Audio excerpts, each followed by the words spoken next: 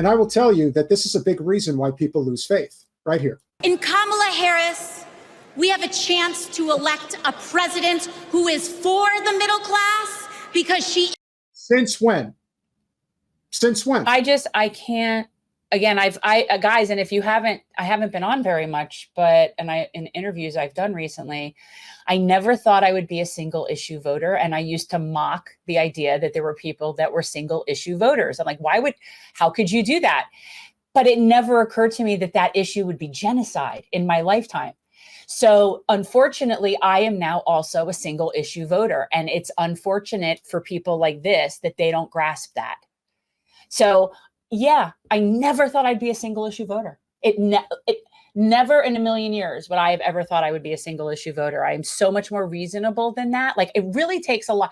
So it's got to be quite an issue, don't you think? Of course. But this is also part of the problem, that when you invent that, if this was the watershed moment back in the summer of 2018, and everyone was so excited about getting in a Bernie mini-me, if you will, of sorts, who also happened to be Latino extraction, it's like, it was all there and it made sense, even though I consider her to be a real lightweight when it comes to speaking in a way that I think commands an audience that really has a presence. Now, let me tell you, Ilhan Omar, now she really holds a presence when she's speaking. But this is Alex doing her thing. I have to know how much of this I'm going to be subjected to. Wait a second, minute. Okay. Is from the middle class. She understands the urgency of rent checks and groceries and prescriptions. She is as... I don't understand. How does she understand these things when you're not going to address her record in California, which I think would be very important because of the things that she did as the Attorney General, which, again, Donald Trump is going to talk about, and you will not be able to just wipe it away with a brush. She has bigger issues than that, because I think that the problem is, her biggest problem is that she can't speak unless it's planned or teleprompted. Or cannot shake herself of anything the Biden administration That's why she can't have a press conference. Yeah. Committed to our reproductive and civil rights as she is to taking on corporate greed.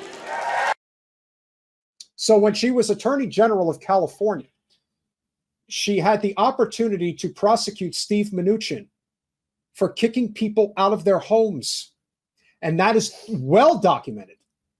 And she didn't do it, even though her Attorney General office recommended that she do.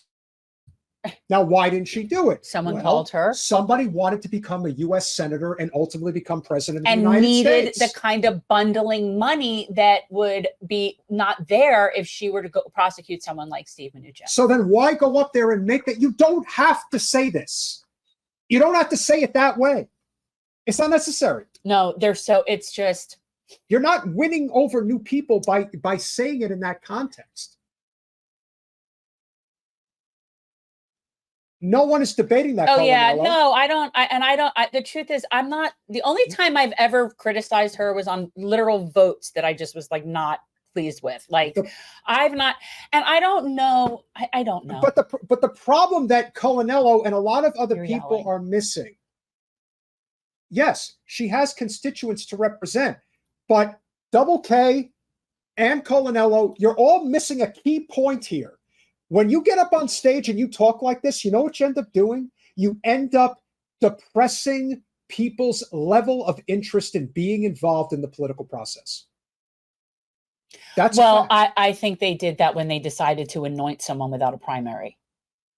Because I got to tell you, that really turns me off of participating in a group's electoral And so process. she's got $500 million already. Where do you think that money's coming from? Silicon Valley, Wall Street. And she is working tirelessly to secure a ceasefire in Gaza and bringing hostages home. And I, for one, am tired of hearing about how a two-bit union buster thinks of himself as more of a patriot than the woman who fights every single day to lift working people out from under the boots of greed, trampling on our way of life. What is she saying?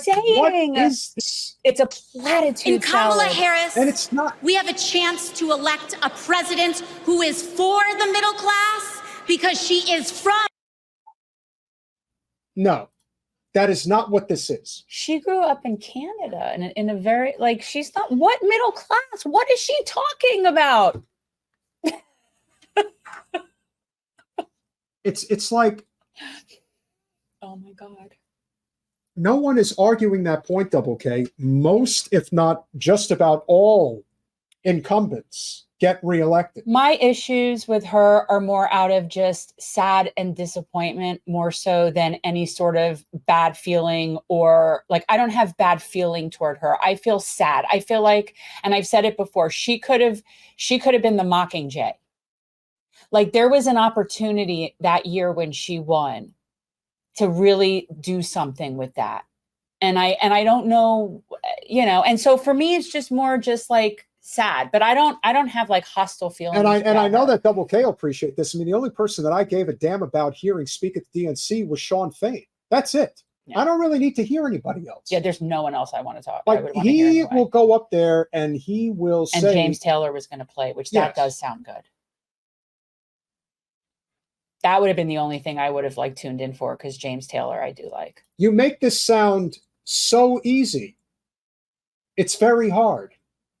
And on top of that, it doesn't. I wish it worked that way, because if that were if we didn't have the system that we have, that would be right in theory. Sure. And again, for many people, they are playing the game. We've had Jasmine Crockett on the show multiple times. Yeah, I'm not an insider.